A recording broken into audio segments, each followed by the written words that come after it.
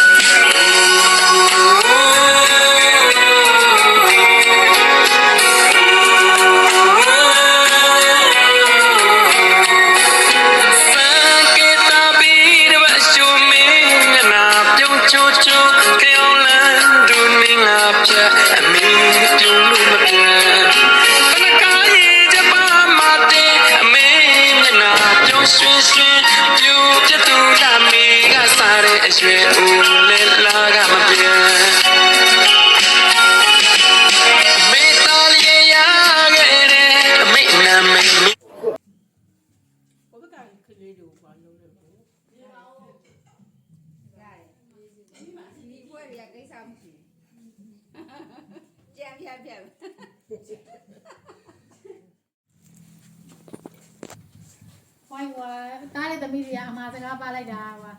တက်ချေချမ်းအောင်နေပေးပါတဲ့ကျညအောင်မှာဆင်းရတာလေးနေပေးပါတဲ့မှာပြောခိုင်းလိုက်တယ်ဟုတ်တားသမီးလေးတို့စုလေးပြန်ပေးပေးပါအဲ့တော့မင်းကြောင့်မပြော